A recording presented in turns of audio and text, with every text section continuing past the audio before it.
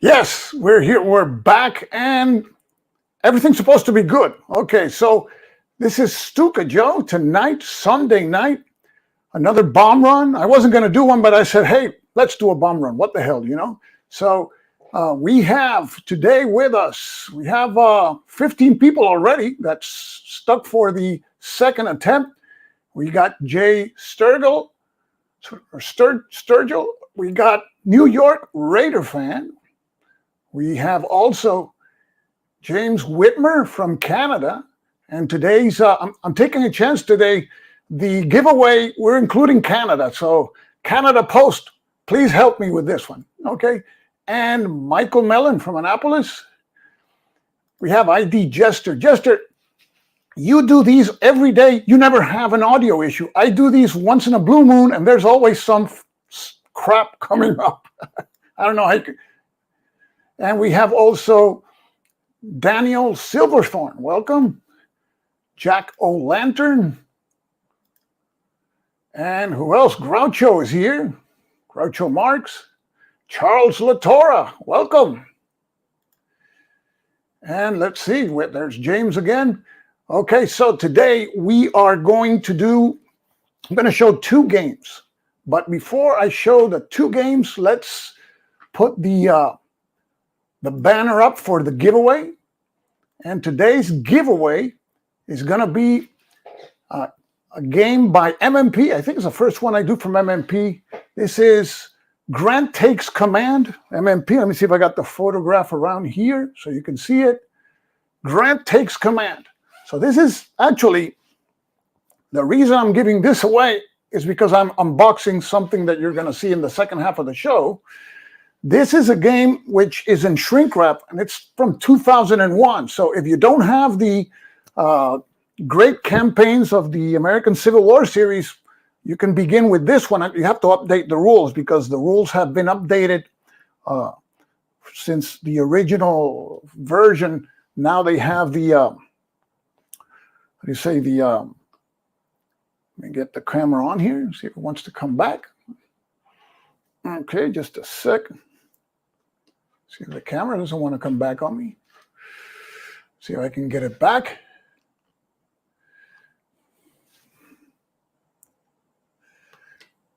Okay, camera just, for some reason, doesn't want to respond now. Okay, no. Damn it, it's been just starting, come on, man. Okay, let me see where the problem is.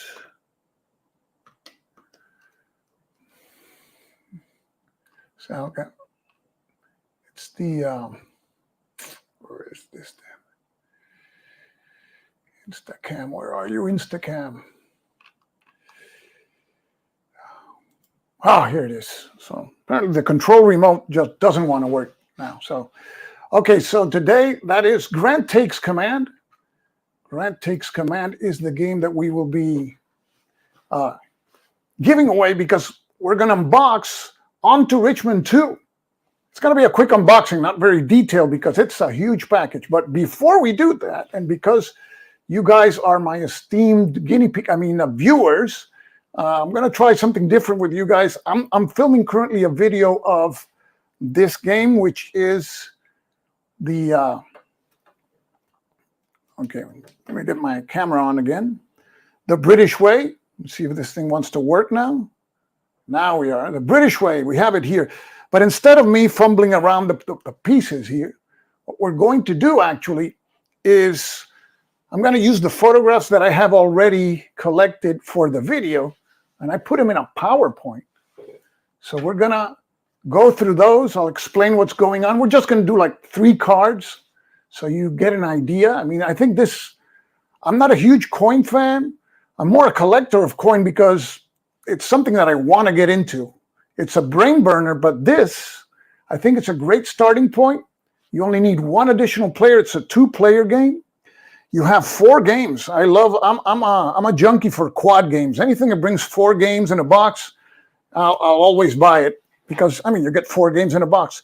35 cards, so it's a short game. You got the 4 propaganda cards there, and you don't have the mechanic here that you're looking into the next card. This is, you flip the card, that's the event for that turn, play it, take it or leave it, and that's it. And then you can see the map here. It's only 10 areas, which I think each of the games brings 10 areas. This is the Cyprus game, 1955 to 59, between Aoka, which was an insurgent group that wanted annexation of Cyprus to Greece. And then, of course, you got the British. And then you have the cells here, which are the octagonal cylinders. You have also the arms catches. You got your first coin game, Fire in the Lake. That's a tough start. That's one of the, I think that's the most complex coin game. So congratulations. I played coin once, that one, and it's that one is I think that's the most complex. They say that one in Pendragon. So you have 10 areas. So it's short. You can play it quickly. And I'm looking forward. My next convention is going to be Bellota. I'm sure they're going to have that over there. And maybe I'll play 1 game or 2 of this because I like the philosophy. And they're bringing another 4-pack. I think it has to do with gorillas in South America or something like that. So I'm looking forward to that. So, yeah, it can get overwhelming, with some of the bigger games. So this is a good starting point. Cuba Libre was hailed as the starting point because it has a smaller map, but it's still a 4-player game, you know. Here, I think this is better, than Cuba Libre to start. And even to solo, I think it's easier to solo a 2-player game than a 4-player game. Okay, so let's go into the presentation here that I have for you guys. See if we can pull this off here. Let me switch my seat. And this is the British way. This is the extended example of play, just like the first 4 cards. So let's take a look, and I have your comments right next to me. This is experimental stuff. So we have here the British way. This is the rule book. The great thing about the 4 games is you get 4 extended example of plays. You get 1 for each game. So that for me is, I like to do videos on extended example of plays because that's the script, and you can't go wrong unless the designer screwed up the example, which happens. But okay, we have here, for example,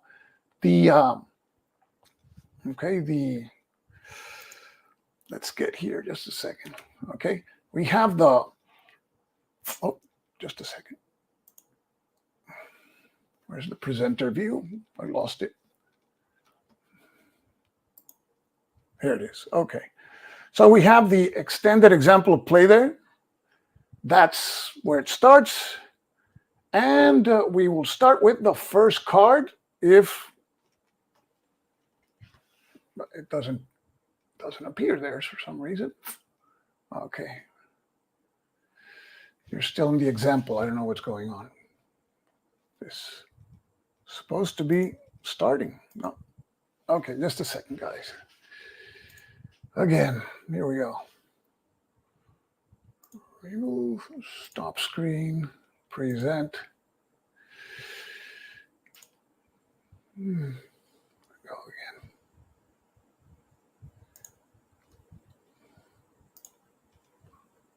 Okay. a gesture. I tip my hat to you, man. Share screen.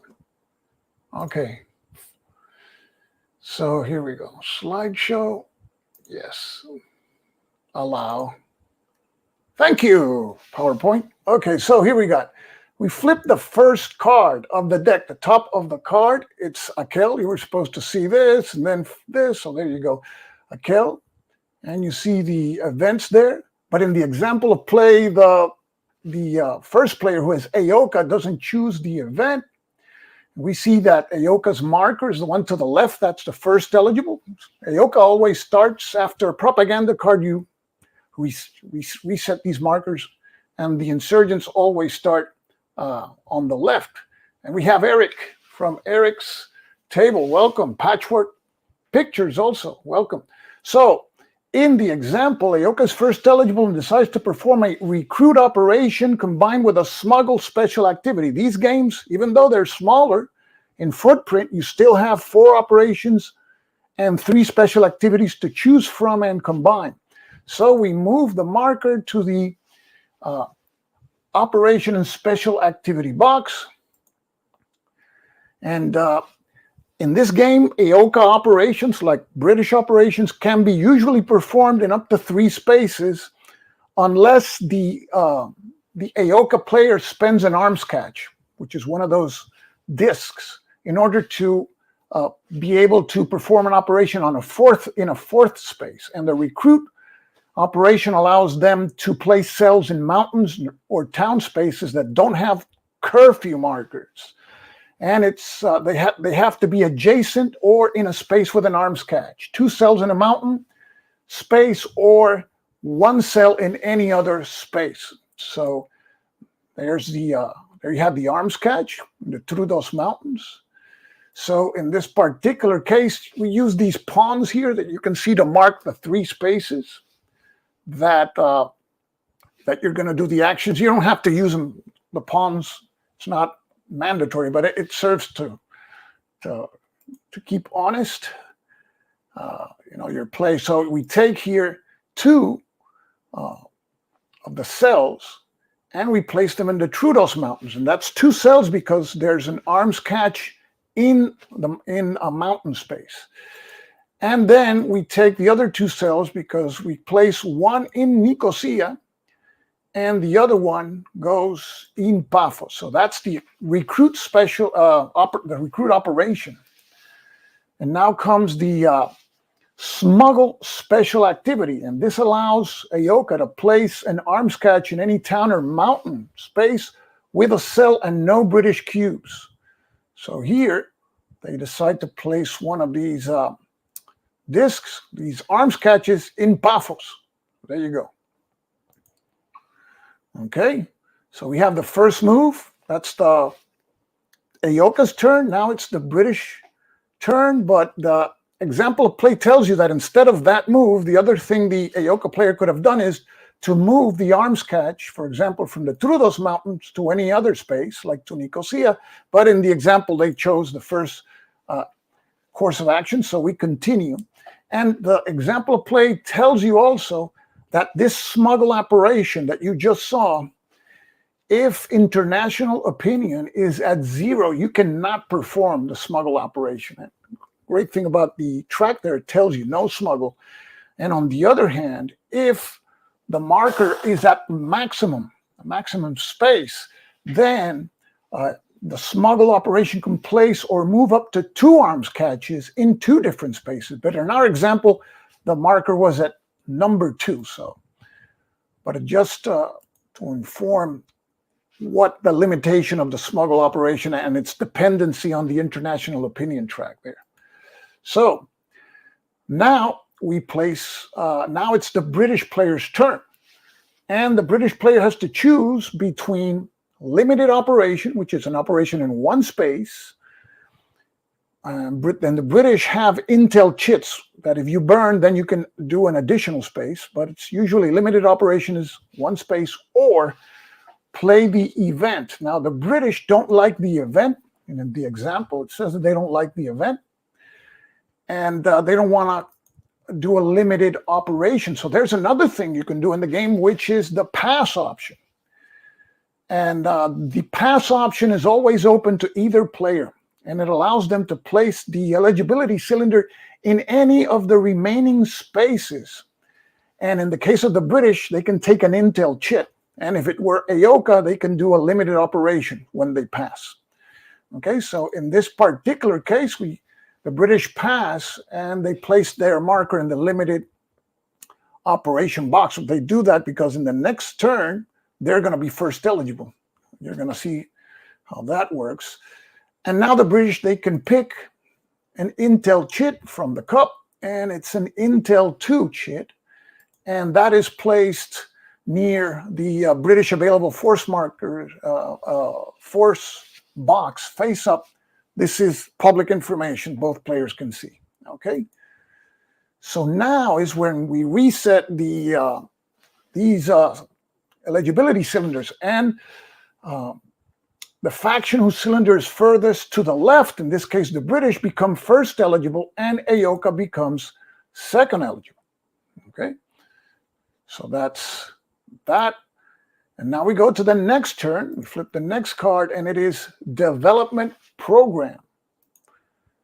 And the British are now first eligible, and I don't know why that is it's showing this stuff. And they decide to perform the search operation. Disregard the image in the slide. The search operation with the diplomacy special activity. So it should look, oh, okay. No, the British, yeah, the British had not gone. I don't know why it showed that card. You know. Just a second. The British are supposed to be first eligible, and AOCA chit cylinder's not supposed to be there. So what the hell? So the British operations are practically in 3 spaces, unless you spend an intel chit for an additional space, and search allows them to move troops to adjacent spaces, reveal cells, and place curfew markers. Okay, so in this particular case, we see that the British are going to move 6 troops from Nicosia, Limassol, and Larnaca. So we move first the ones in Limassol, then the ones in Larnaca, and the ones in Nicosia to the Troodos Mountains. Okay, and then you see these round spaces here. These are British bases. They begin the game with 3 10 cubes. Those are troops. So they move also troops from Akrotiri into Limassol and from Dekelia into Famagusta. Okay, so now we have 6 10 cubes, army cubes, in the Troodos Mountains, and there they can activate 1 cell for every cube present. So they have more than enough. So all 3 cells now become active. And in Limassol and in Famagusta, because this is they can activate 1 cell for every 3 cubes present, but you can see that in Limassol they have enough to activate the cell there. And in Famagusta, they also have enough. So they activate the cell in Famagusta. Okay. Now, the British have to place a curfew marker in both towns. And this is a double-edged sword. Curfew markers will inhibit AOCA recruit operations and travel operations, but leaves the British vulnerable to propagandize special activities. With propagandized special activity, the AOCA lowers British political will, which is the measure of victory in this game. So we place a curfew marker in Limassol, and we placed a curfew marker in Famagusta. Okay, and that's the situation. Okay, have the British intel marker. Notice the example of play tells you that alternatively, in the alternative, the British could have spent their intel chit in 1 town space. This is to avoid placing a curfew marker in 1 town space where there's where there's a cube, where there are, you see what the phrase is used here, an intel chit in one town to activate 1 cell per cube and place no curfew markers. So this, they could have done this, place the intel chit, use it there, flip the cell, and not have to place curfew markers, but they opt for the first option. So this is a situation after that happens. And now the British conduct the diplomacy special activity, which allows them to shift international opinion 1 step to the left if there are 3 or fewer towns with curfew or sabotage markers. And that's the situation. You see, there's only Famagusta and Limassol. Note, if there would be 4 or more towns, then you would have to roll a die. And this is one of the few coin games that brings a die. You would have to roll a 1d6, and you would have to roll higher than the track value of the international opinion track. So you would have to roll higher than 2. Okay. But in this particular case that we see here, this is the diplomacy special activity, which allows you to reduce, if you're the British, the international opinion to make it more favorable to the British. So it gets reduced from 2 to 1. And that's what happens here. It gets reduced from 2 to 1. Okay. So that is, the British have conducted their Operation Special Activity, and now it's Aoka's turn. And they have the same choice, limited operation and the event. And in this particular case, here we see the event, and you see the event that has 2 effects. The effect that is in the shaded box usually benefits the insurgent side, the Aoka. And this one says place 2 cells total in any town. So Aoka chooses this event. They decide to execute the event, and they're going to be placing 2 cells in any towns. So we take 2 cells from the available forces. They're going to place 1 in Carpas,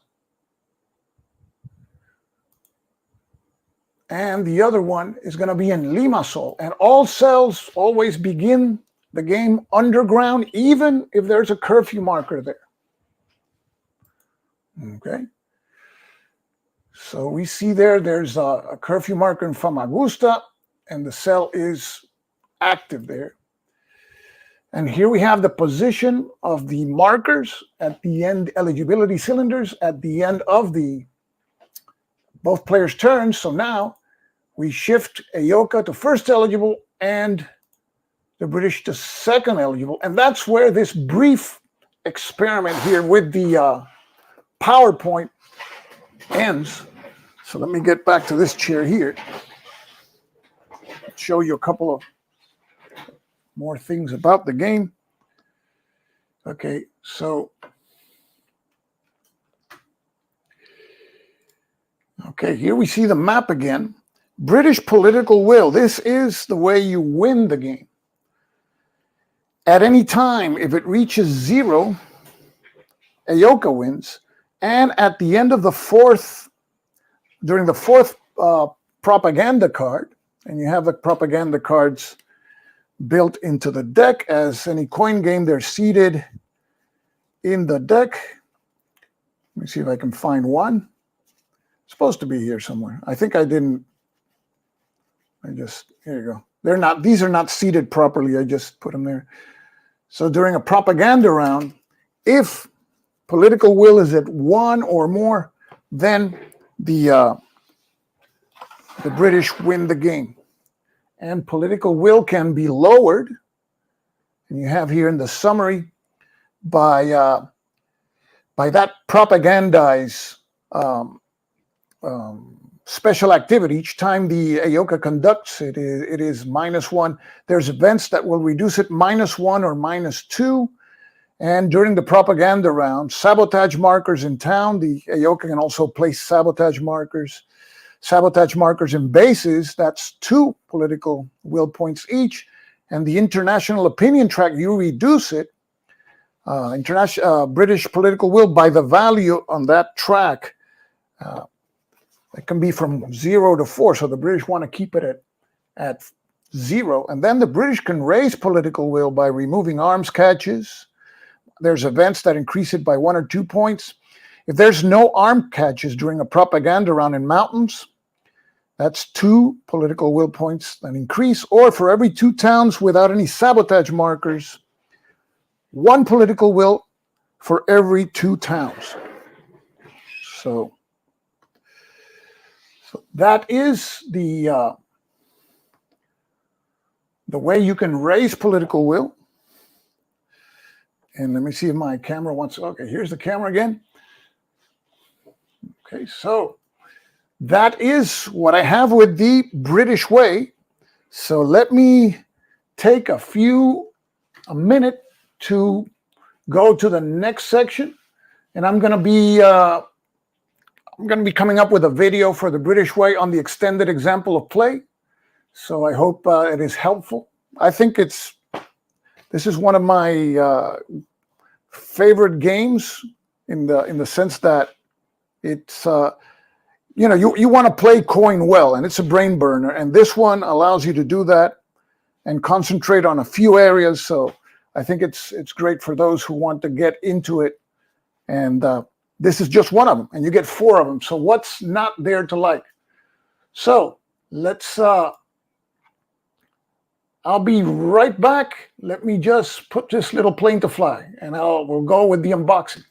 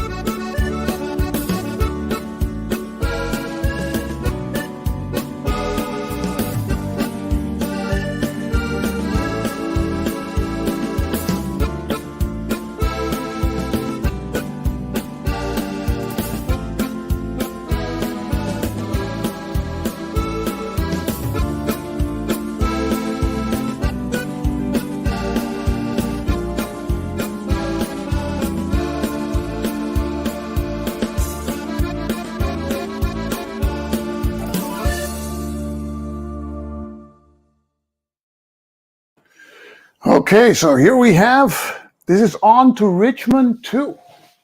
This is a game that is of the great campaigns of the American Civil War, a series that is very popular. Actually, this series started with a Victory Point game,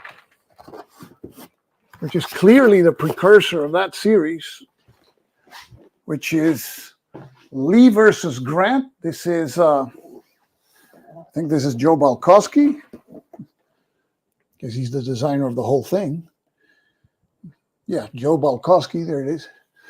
So this is the precursor, and this is the latest in the, how do you say, in the series. And this is a convention favorite. Every time I go to any convention, they're always playing this.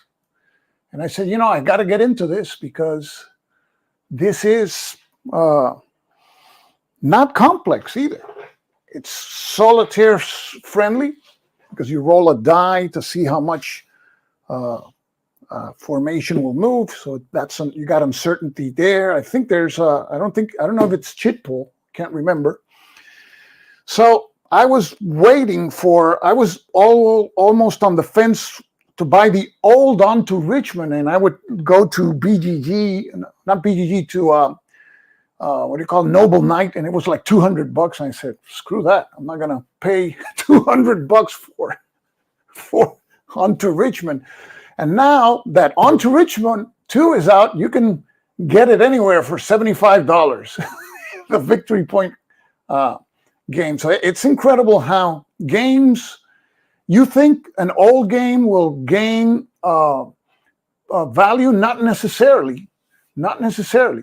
And So I had this one. This is the one we're going to give away because this one is in onto Richmond 2. This one here, the new one, includes Grant Takes Command. So you only need to get the new rules, and I think you're all set to play. The map is very nice. It's I think these are Charlie Kibler, I think, does the maps. So let's open this one up and take a look. So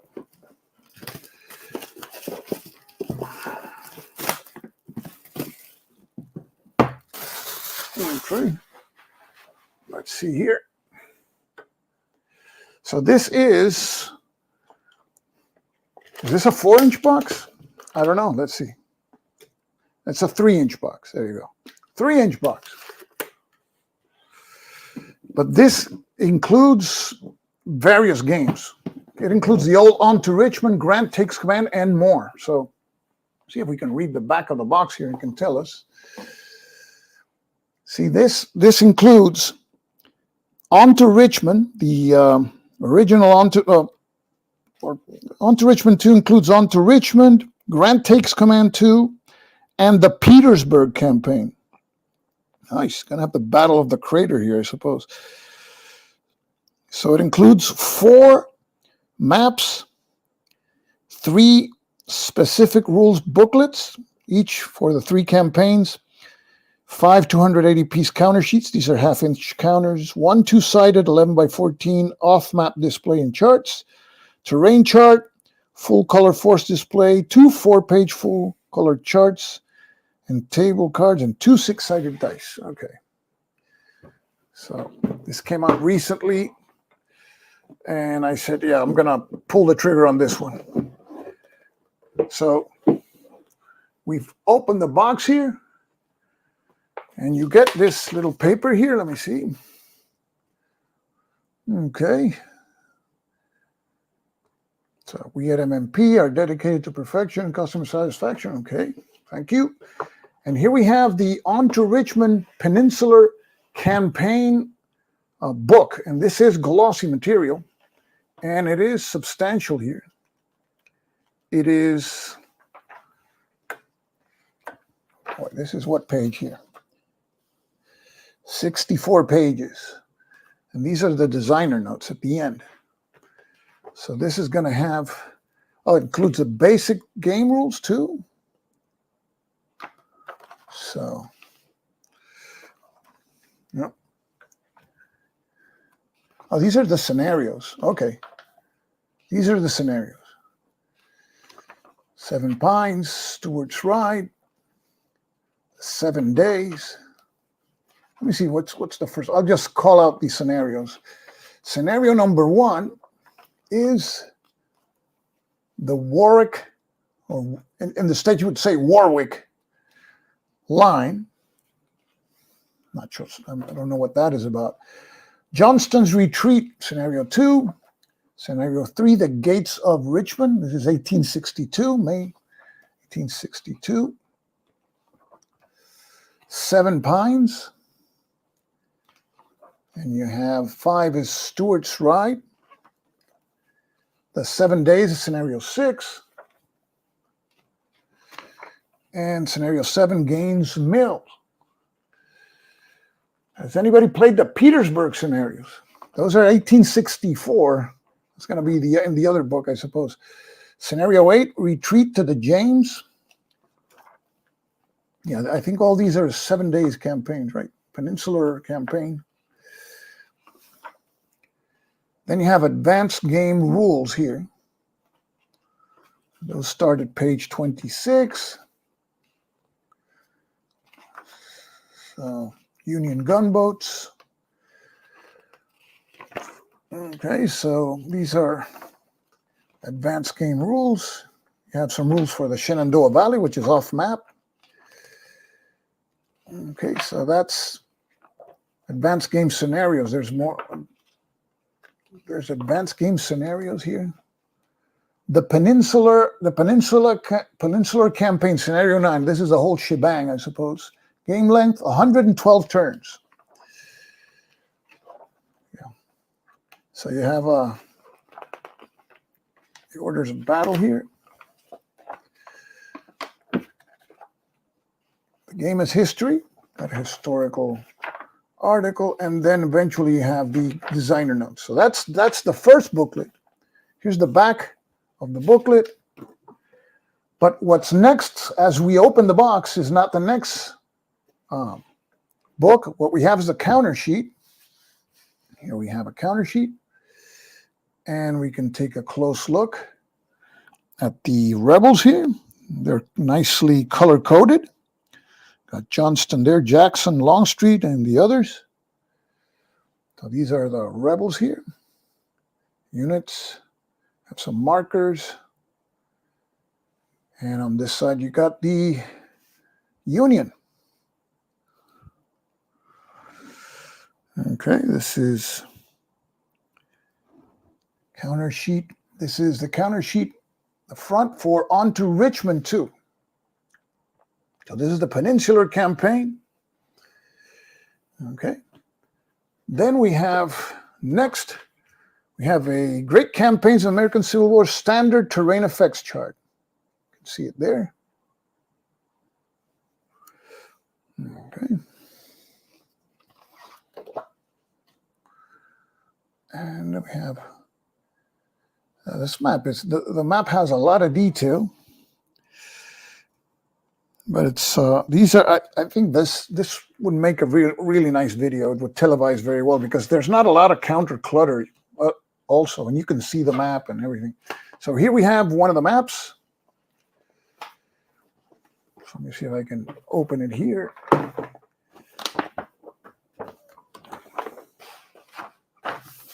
Okay, it's going to have some folds because I don't have time to take care of the folds here. But here you see. Onto Richmond North map. There's some tables up there.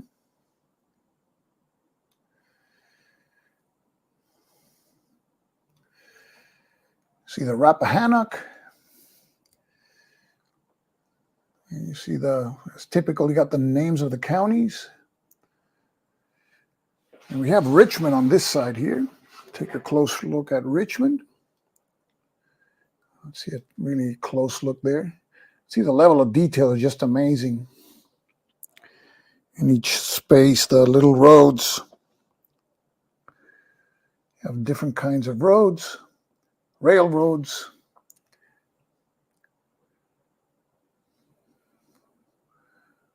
Looks like some marsh, those gray hexes there. See Mechanicsville, there was a battle there.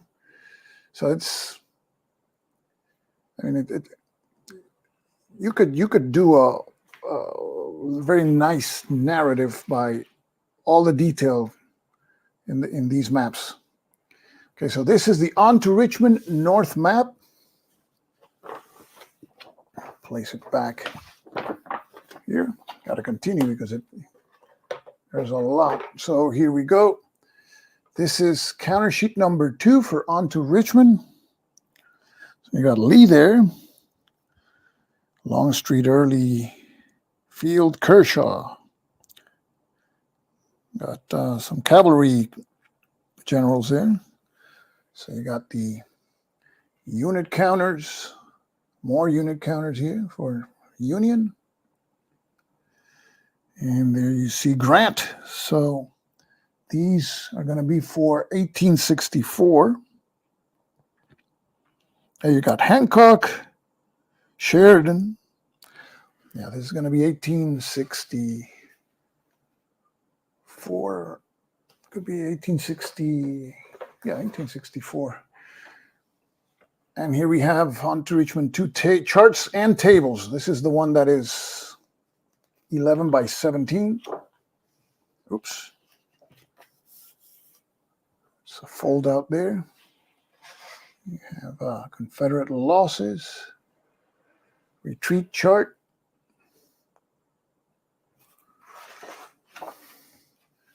movement summary, extended march, command radius summary, and the combat chart.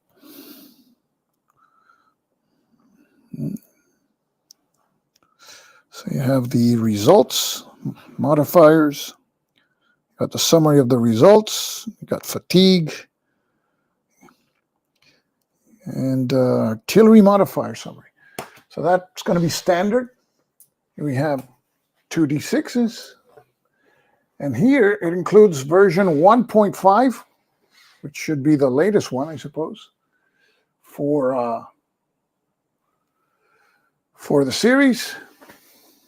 And these rules, I mean, these are the ones you got to get if you win Grant Takes Command.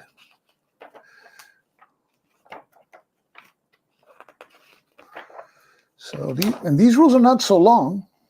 That's what called my attention. I mean, the basic rules, of course, it's a 24-page rule book, 2 columns, so it's reasonable. Got an entrenchment table in the back, recovery phase. So this is the standard basic game rules. Now we come up with another map onto Richmond South map. So let's open this up.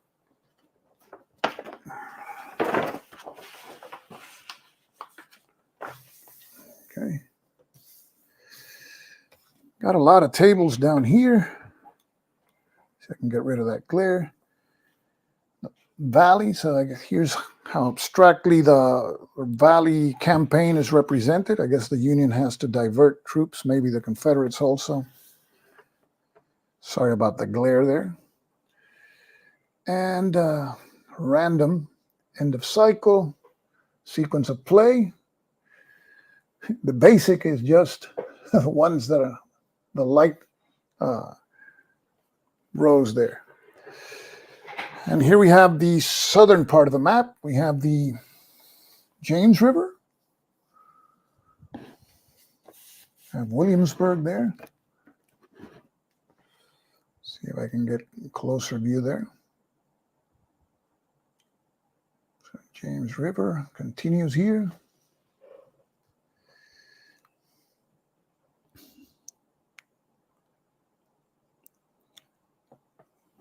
Got Fort Powhatan. I think I butchered that.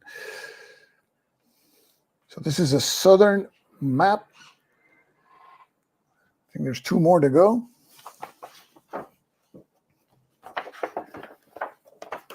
And we have another counter sheet. And this one has the strength markers for the Union. Have the strength markers, and they're going to be back printed with one. I think so. They're back printed. I think they're back printed. Let me see. Yeah, disorganized. Okay. So you have here strength. These are all Union markers. We have some other artillery markers here. Redoubt. Force markers, Major River Bridge, demoralized markers. I guess you use these for all the games. And then we have another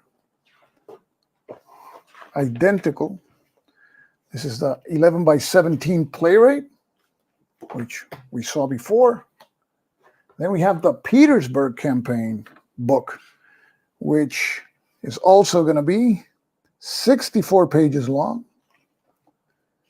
This is Petersburg, and it's going to have the scenarios. My best achievement, that's 1. The Battle of Jerusalem, Plank Road, that's 2. Sheridan crosses the James. Now I can focus in there. The Crater, this is the one I'm interested in, the Crater, scenario 4.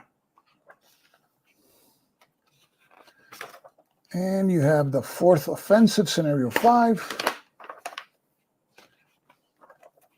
Scenario 6, the 5th offensive. Scenario what? Scenario 6 is the 5th offensive. Okay. And scenario 7, Burgess Mill. Scenario 8, Hatcher's Run. Scenario 9, 5 Forks. That's a fish there. Scenario 10, retreat to Appomattox. And then you have the advanced game rules for Petersburg.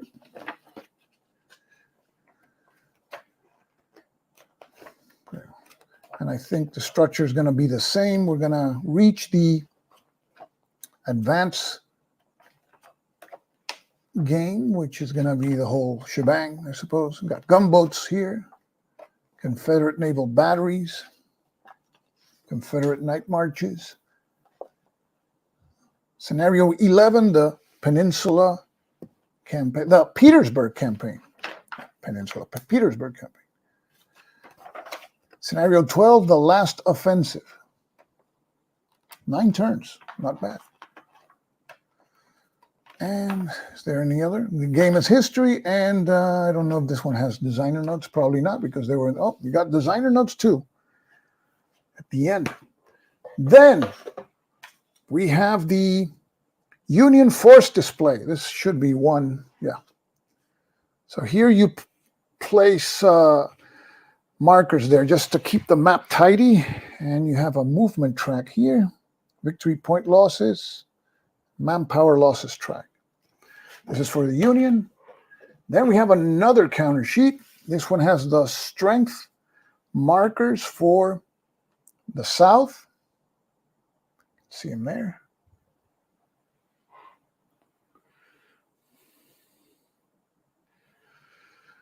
It's a good question.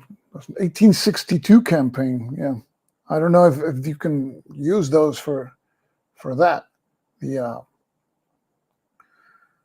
Okay, so you have the markers here for the South, strength markers. Then we go to Grant Takes Command, the book. Man, this is 72 pages. 72 pages. Let's.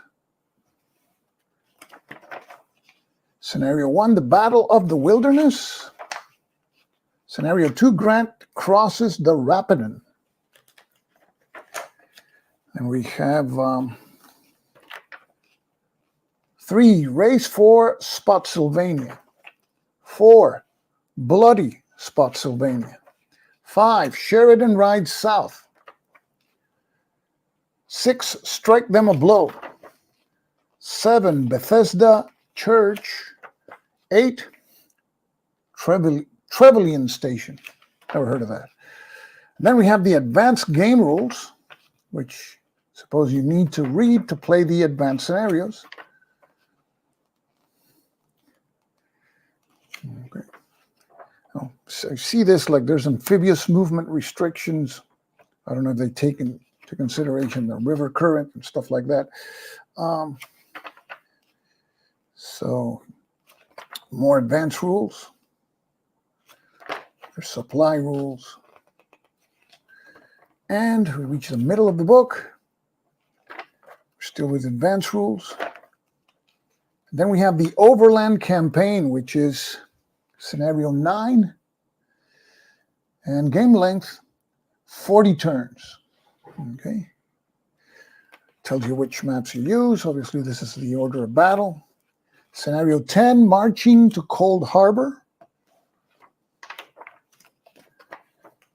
And then you have the Grand Campaign extra rules. If the advanced rules are not enough for you, then you have the Grand Campaign event extra rules. It's in the title and everything, extra.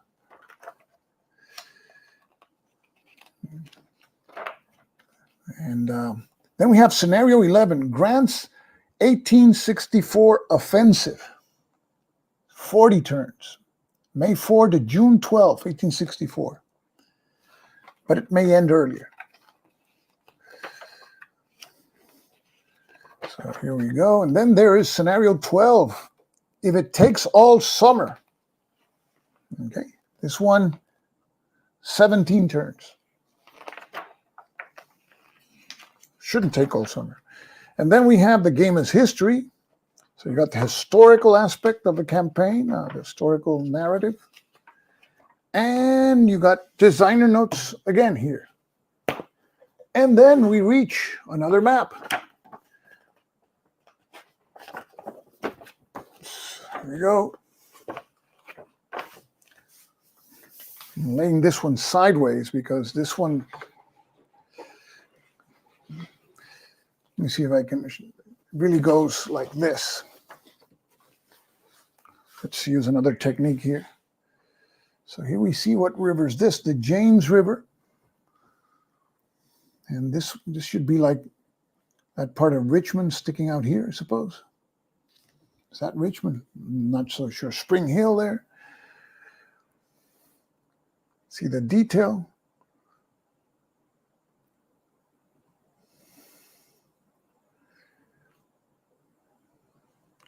Goochland Courthouse. That is, what county is this? Goochland. And then Hanover's to the north. Sliding the map.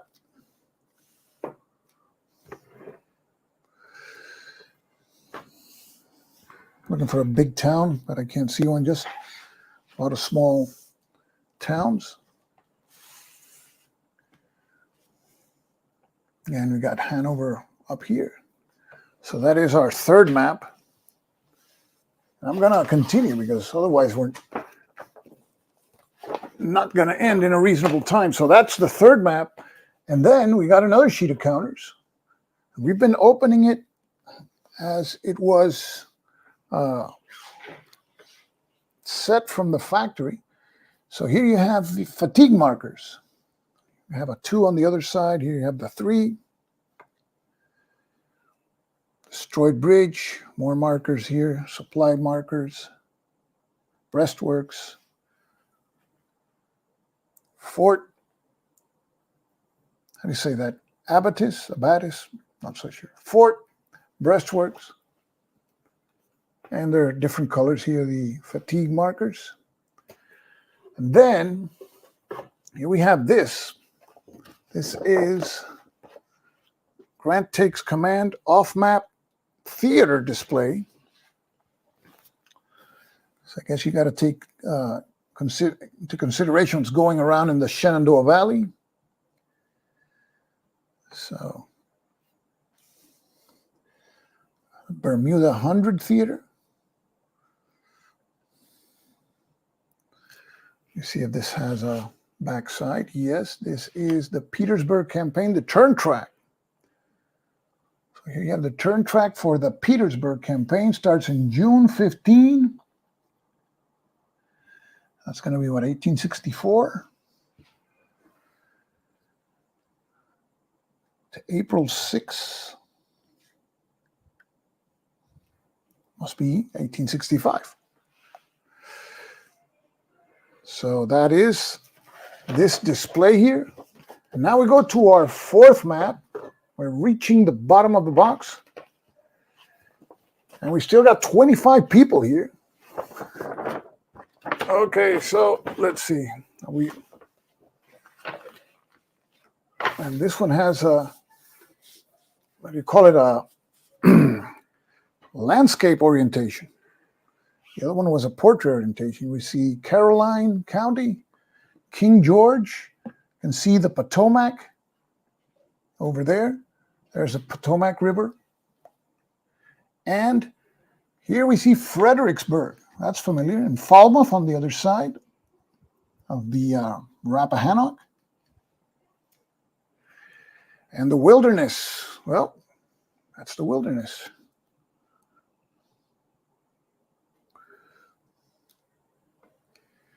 And let's see, what else do we have here? Spotsylvania County here. So this is the fourth map. North map of Grant Takes Command. So this is the north map of Grant Takes Command. So you should see that map if you win the game. Then we have the Confederate force display. Space to place the units. Grant Takes Command turn track here. May 4th to June 12th. Must be 1864, I suppose. So that's everything that's in the box. We have the empty box. And everything that's in the box So let's go to our, wow. Yeah, it's a hell of a turn track, the other one that we showed here. Let me see if I can get the camera to the, okay. Got to get it to the giveaway tool. Okay, let's share the screen. So we can do our giveaway.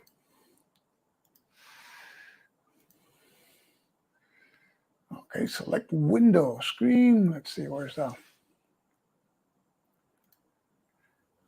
Oh, not that one. See, I can find which one it is.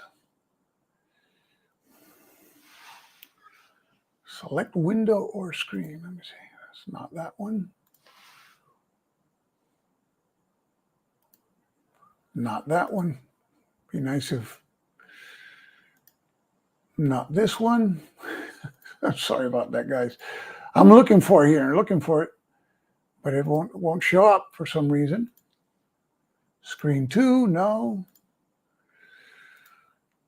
Okay, I have to do this another way because I can't find the screen here. Where's the window? No, it won't show up.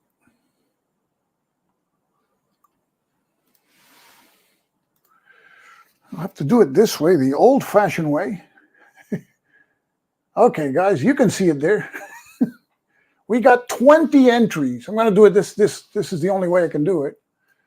And I'll make sure that you guys are seeing it. Yeah. Okay, so we're going to do the draw now. 20 entries. So let's see who wins. Grant takes command. So here we go.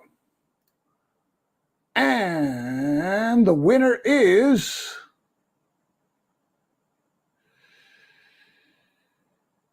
Alan Salazar. Man, Alan, congratulations.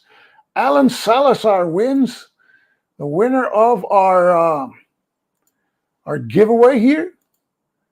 See, I can return to the screen here. Okay, congratulations, Alan Salazar. So let's return the camera back to the table. And let's see if I can find the Instacam. It's buried somewhere on here because the control that selects it died on me. Must be some cable or something. So congratulations to Alan. And be nice if I can find the camera, but I just can't find it. And this thing has tons of scenes. So no, there's just in one place there. The Instacam, where is it? Where are you? It'd be nice if you could show up. Let me see, Instacam. Just can't find it here anywhere. Ah, boy. So Alan, congratulations, Alan. I have your address. You don't have to send me anything. I'll be sending this to you tomorrow. Yeah, just can't find the... for some reason, I can't find the button for the Instacam here anywhere. Oh, here it is, a damn thing. Instacam. Sorry for all the mishaps here with the system.